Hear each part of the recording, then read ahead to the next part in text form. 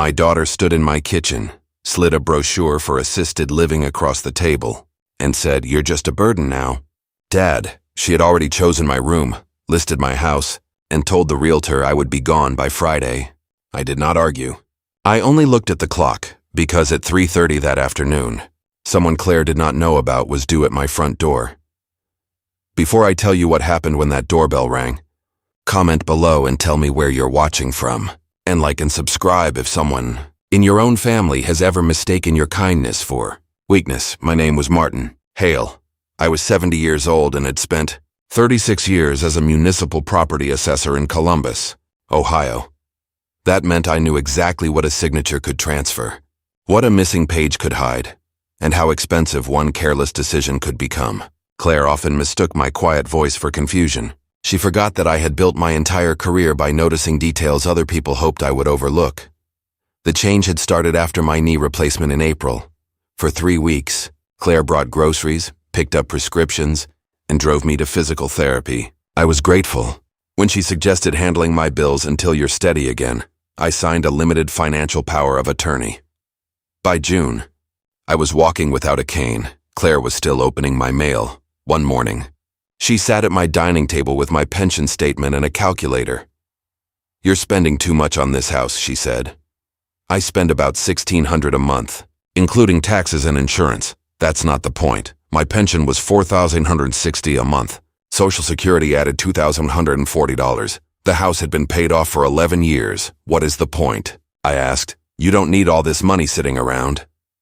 Claire's home decor shop, Oak and Linen, had been losing money for almost a year. I had already loaned her $28,000 the previous Christmas. She had promised to repay me by June. She had not repaid a dollar. I looked down at the statement and saw 3 transfers of only $500 each. All 3 had gone to her business account. What are these? Temporary advances. You moved $4,500 without asking me. I was going to tell you. When?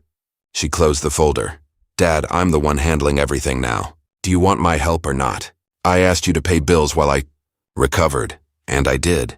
You also paid your store." Her face tightened. "It was an emergency. So was the last $28,000. She stood. "You act like I'm stealing from you. I said you moved money without permission. I'm your daughter. That does not make it permission." She left without saying goodbye. 2 days later, my debit card was declined at the grocery store. The bank told me it had been frozen through online banking. Claire had also changed the password. When I called her, she sighed. "I froze it because there were unusual purchases. I bought groceries and spent $320 repairing the back steps. You should have asked me first. It is my account." This is exactly why we need to discuss assisted living. I do not need assisted living. You fell in March. I slipped on ice. You're 70. Dad, I am not helpless. The following Sunday, Claire and Ryan arrived with brochures for Willow Crest Senior Residence. The smallest room was 310 square feet. The monthly fee started at $3,950. Claire pointed at photos of a dining hall and a garden. "They cook for you. They have activities." "I already cook." Ryan leaned forward. "The house is too much for one person. I have lived here for 31 years. That's why selling now makes sense," he said. "You could get around $480,000. There it was. Not safety, the house. "I am not selling," I said. Claire smiled in that patient way people use with children. "Dad, this isn't only about what you want. It is my house. It affects all of us." "How?" She hesitated. Ryan answered. "We've been helping you." I nodded. "You mean groceries and 6 rides to therapy?" Claire gathered the brochures. "You need to stop making everything difficult." A week later, I found a locksmith changing my front lock. Claire stood beside him with 2 new keys. "The old lock was sticking," she said. "It was. Not. It's done now." She handed me 1 key. "Where is the other one?" "I'm keeping it. I already had spare keys." Ryan lost one. Ryan should not have had one. She lowered her voice. "You need to accept that. I'm responsible for you now." "No, you volunteered to help for 3 weeks. You signed the papers to pay bills. You gave me authority." Her answer came too quickly. I held out my hand. "Give me the other key." She dropped it into her purse. You're upset. We'll talk later. That was the first moment I felt something colder than hurt. The next morning, I called the bank and requested 6 months of paper statements. Over 4 days, I found $9,700 in transfers to Oak and Linen, a $2,250 payment to Willow Crest, and a $640 charge to a real estate photography company. When I asked Claire about the photography charge, she called it fraud. Then on October 14th, she came to my kitchen carrying a printed calendar. My name was written across Friday, October 18th. Ryan and I will help you pack Thursday, she said. Pack for what? Willow Crest. Your move-in is at 10. I never agreed to move. You're making this harder than it needs to be. And the house? The realtor wants photos Friday afternoon. You hired a realtor. We're only preparing. We? She crossed her arms. You're just a burden now, Dad. I cannot keep rearranging my life because you refuse to be reasonable. The room went silent. I folded the calendar and placed it beside the brochures. Claire mistook that for surrender. Good, she said. I knew you'd come around. I had not come around. I had finally started paying attention. Claire left her folder on the corner of my kitchen table. At first, I assumed it held another Willow Crest brochure. Then I saw my address printed across the top page. The document was titled "Exclusive Right to Sell Agreement." My house had been listed at $489,000. The realtor's commission was 6%.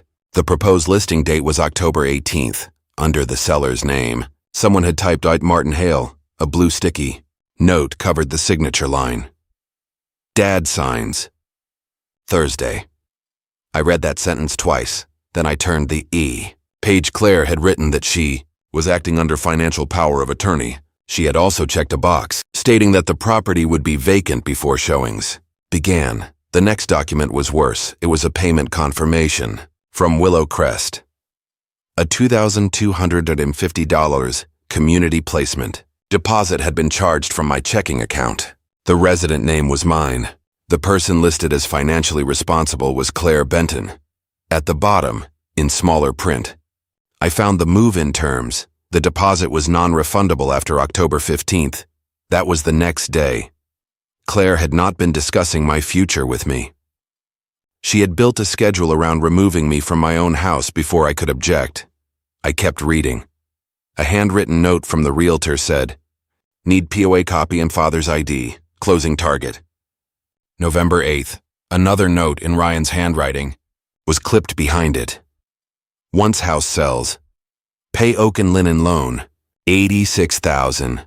Credit cards, $31,400. Willow Crest annual reserve, the $47,400. Balance split later. I sat very still. There was no legal reason for the balance to be split. The money would be mine. Claire and Ryan had already divided it in their minds. My hurt disappeared. In its place came the same clear feeling I used to get when I found a false property record at work. Facts did not need anger. They needed proof. I carried the folder to the small copier in my study and scanned every page. I saved one copy to a new flash drive and printed another set. Then I checked the power of attorney I had signed in April. It allowed Claire to pay household expenses during my medical recovery. It did not authorize her to sell real estate, move me into a care facility, or borrow from my accounts. She had either never read it carefully, or she assumed I had not. At 11:12 that morning, I called Elaine Brooks, an estate attorney I had known for 18 years. "I need an appointment today," I said. "Is someone in danger?" "My house is," she paused. "Bring every document you have. Come at 1:30. I placed the originals back exactly where Claire had left them.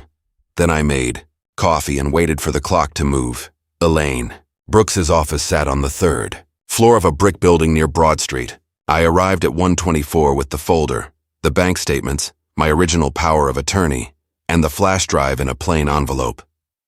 Elaine did not waste time. She read the power of attorney first. Then she compared it with the real estate agreement and the Willow Crest receipt. "Did you authorize any of this?" she asked. "No." "Did you tell Claire she could transfer money to her business?"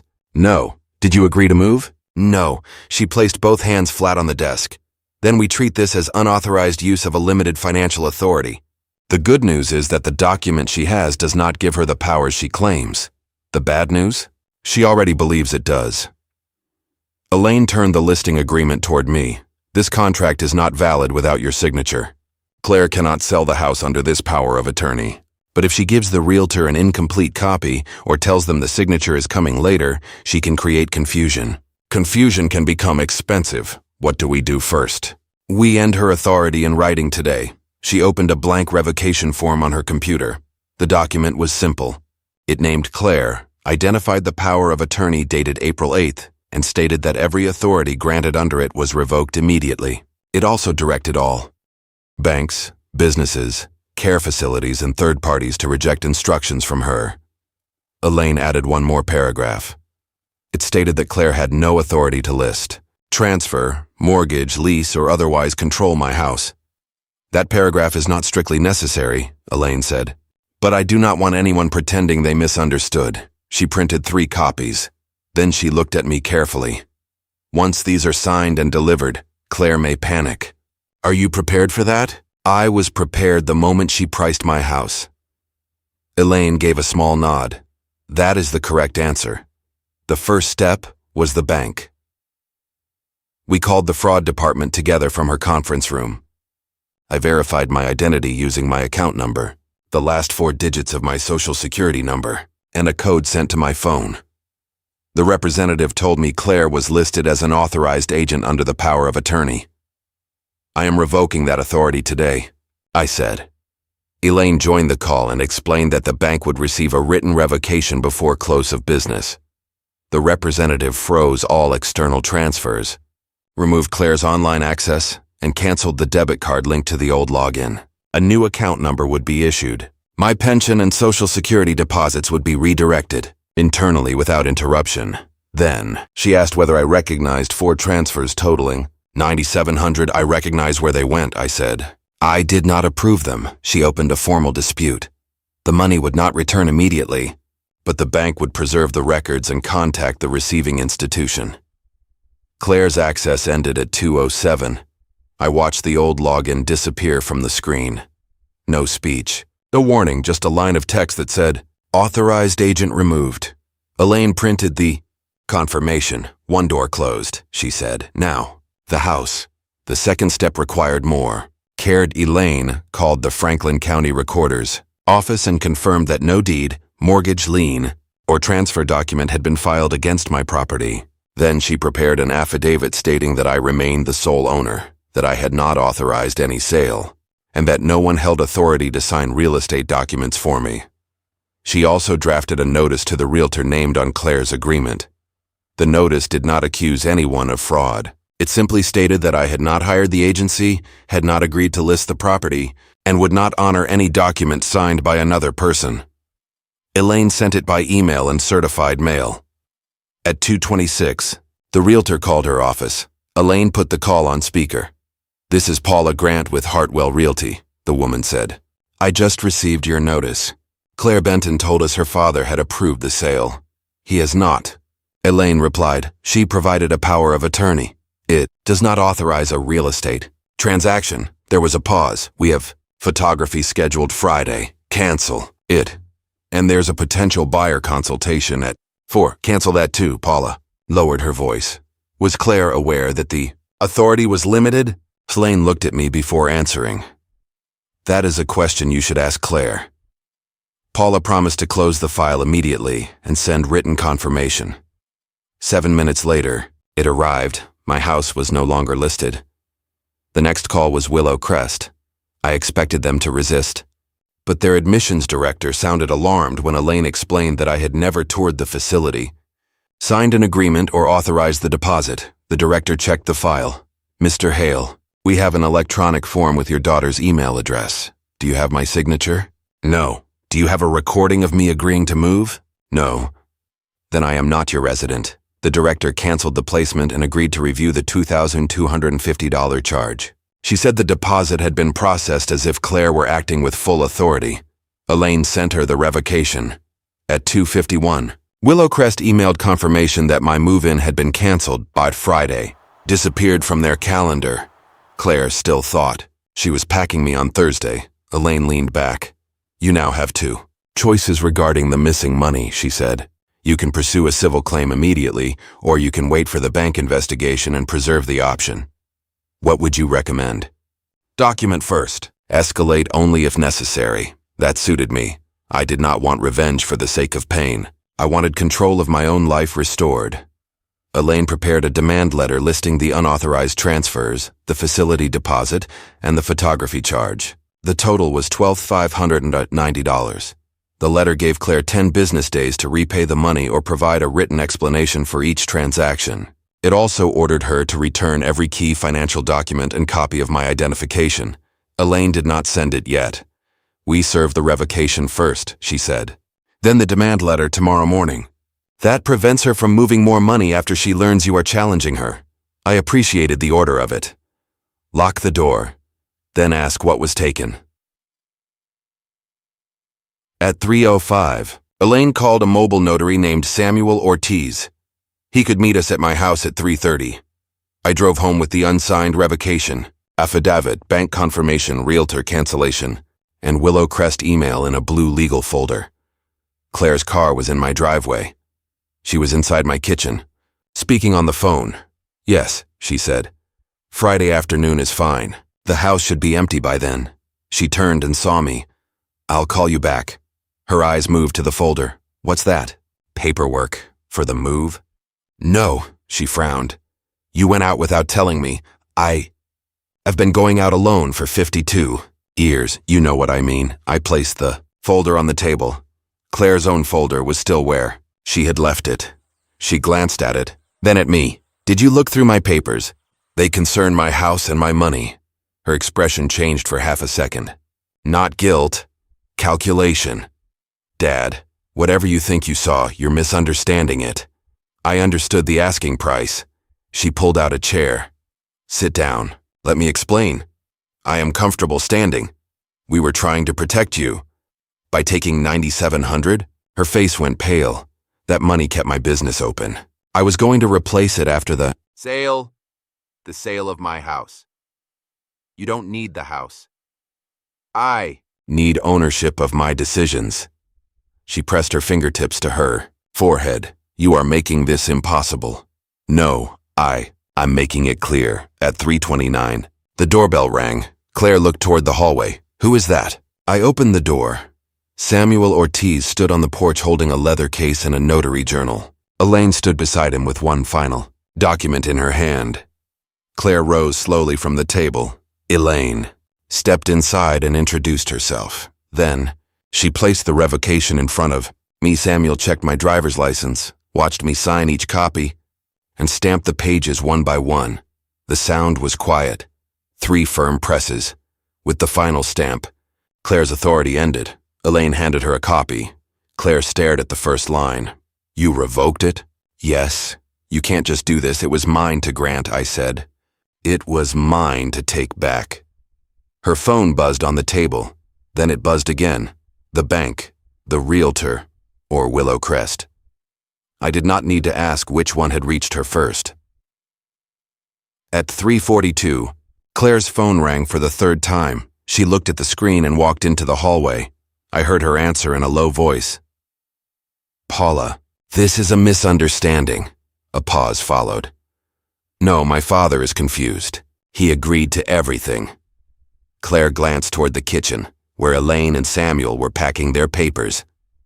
You cannot cancel the listing. We have people coming at 4. Another pause, her voice sharpened. What do you mean your legal department closed the file? Ryan arrived 10 minutes later. Claire met him on the porch before he could knock. They spoke in whispers, but the front window was open. The bank froze everything, she said. What about the business account? The transfer didn't go through. We need that money today. I know. Ryan's face tightened. Oak and Linen had a supplier payment due at 4 o'clock. Claire had scheduled an $8,000 transfer from my account to cover it. At 4:03, they drove to Hartwell Realty anyway. I knew because Paula called Elaine afterward and described exactly what happened. Claire and Ryan entered the office carrying the listing, folder and a box of property photographs. A young couple was already seated in the conference room, waiting to discuss my house. Paula stopped the meeting before it began. This property is not available, she said. Claire, place the power of attorney on the table. I have legal authority. Paula slid Elaine's notice beside it. No, you don't, Ryan. Tried to take control. We have spent weeks preparing this sale. You prepared a sale without the owner's permission. The young couple quietly gathered their things. Claire's face turned red. My father is 70. He doesn't understand what he's doing. Paula pointed to the notarized revocation. He understood this. Then Claire's phone rang again. This time, it was Oak and Linen's main supplier. The payment had failed. Their shipment was being held, and the company wanted the overdue balance by the next morning. Ryan asked Paula whether they could at least keep the buyer consultation. She refused. There is no listing, no seller authorization, and no transaction. By 4:20, Claire and Ryan were standing in the parking lot with their box of photographs and a useless contract. At that same moment, I was in my kitchen changing the code on my alarm system. Elaine handed me the new bank confirmation. Samuel had already left. I poured 2 cups of coffee and placed Claire's spare key inside an envelope for evidence. Outside, the autumn wind moved through the maple tree. Inside, everything was quiet again. Claire returned at 6:18 that evening. She did not use her key. It no longer fit the lock. She knocked hard enough to shake the glass. I opened the door but left the security chain in place. Ryan stood behind her. Near the driveway, he did not look angry anymore. He looked worried. Claire held Elaine's revocation letter in one hand. You embarrassed us in front of those buyers, she said. I was not at the realtor's office. You caused it. I stopped the sale of my own house, her voice dropped. Dad, open the door. We need to talk like a family. We can talk from here. She looked over her shoulder at Ryan, then back at me. The supplier froze our account. If Oak and Linen closes, we lose everything. You told me the business only needed temporary help. It did. Things changed. They changed by $86,000? Her eyes widened. You read Ryan's note. It was attached to a plan for my money. Claire gripped the letter tighter. We were going to pay you back. With proceeds from selling my house? We would have made sure you were comfortable at Willow Crest. It's a good place. It is a place I never chose. She pressed her lips together. Then she used the line I had expected. Think about your granddaughter. If the store fails, Sophie could lose her home. Is that what you want? I looked at her calmly. Sophie's home is not secured by my deed. Your business loan is not my debt. Your credit cards are not my responsibility. Claire's eyes filled with tears. You would let your own family suffer over paperwork? No, the paperwork shows who caused the suffering. She flinched. I continued before she could interrupt. You transferred $9,700 without permission. You paid Willow Crest $250 from my account. You charged $640 for photographs of a house I never agreed to sell. You scheduled another $8,000 transfer today. That makes $20,090 you tried to use without asking me. It was for the family. It was for your business. We are your family. And I am still a person. Ryan stepped closer. Martin, we can fix this. You have 10 business days to return the money already taken. Elaine's demand letter will arrive tomorrow. Claire stared at me. You're threatening your daughter? I am giving my daughter the same chance any bank would give her before filing a claim. She wiped her face with the back of her hand. So that's it? After everything I did for you? You drove me to 6 appointments. I thanked you. That did not purchase my house. Her voice turned. Cold, you'll regret being alone. I was alone when you made these plans. That silenced her. I removed the chain, only long enough to place a small envelope on the porch. Inside was a copy of the demand letter and a list of the property she needed to return. Bring back my financial records and every copy of my identification, I said. Do not enter my house without permission again. Then I closed the door. This time, the lock turned from my side. Over the next 10 days, Claire returned every document, both spare keys, and $6,000 of the money she had taken. The bank recovered another $3,700. Elaine arranged a repayment plan for the remaining charges, and Claire signed it without argument. Oak and Linen closed 2 months later. I did not celebrate. A failed business was still a loss, and Claire was still my daughter. But love did not require me to finance every bad decision she made. It did not require me to surrender my home so she could avoid facing her own numbers. I stayed in the house. I hired a company to handle the lawn, changed every password, and put my important papers in a safe deposit box. I also replaced the old power of attorney with one requiring 2 independent people to approve any major financial decision. Claire and I spoke again before Christmas. She apologized for calling me a burden. I told her the insult had hurt, but the betrayal had mattered more. Trust did not return because she said sorry. It would have to return one honest choice at a time. Growing older did not make my life available for someone else to manage. Kindness was not permission, family was not ownership, and a quiet person was not powerless. If someone you love has mistaken your generosity for weakness, share this story, like the video, and subscribe. Sometimes the strongest boundary is the door you calmly choose to close.